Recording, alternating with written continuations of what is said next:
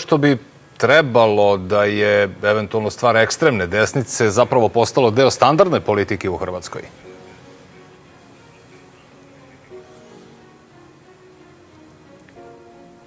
Upravo tako. Dakle, ono što je bilo rezervirano za marginu političku ili je bilo izvan ruba, izvan margine hrvatskog političkog života, to je sada, zahvaljujući činjenici da je ekstremna desna politika postala dio vladajuće većine i postala u nekom smislu dio mainstreama političkog života u Hrvatskoj, onda su se i takve pojave kao što je izvikivanje za dom spremni u Saboru, koje se nije dogodilo samo nakon Thompsonovog koncerta, nego se događalo u nizu situacija i ranije, naročito kada se htjelo oponirati zastupnicima Samostalne demokratske srpske stranke ili kada se njima htjelo poslati određene poruke. A što se tiče mene i stranke u čije ime govorim danas, dok smo mi bili dio vladajuće većine, nije bilo ovog i na ovakav način. Ako govorim neistinu, recite mi. Ja znam kad je sve počelo.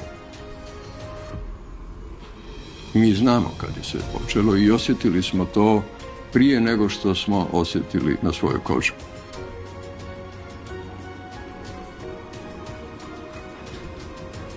Kad smo prije izbora i nakon izbora dobili traku kakvu smo nosili 1941. do 1945.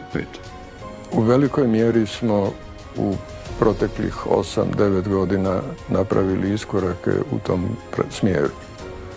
Međutim, odlukom da se ekstremno desna stranka Domovinski pokret uključi u vladu, koji su uslovljavali da Srbi ne mogu sudjelovati u toj vladi i koji su pokrenuli čitav niz zakonskih i nezakonskih inicijativa kako bi još jednom stvorili nemir među Srbima, i odlukom koju smo vidjeli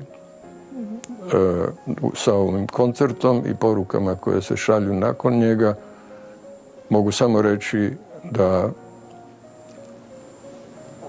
Srbi u Hrvatskoj s takvim porukama i uz takve poruke ne mogu imati osjećaj mirnog života i potrebne slobode.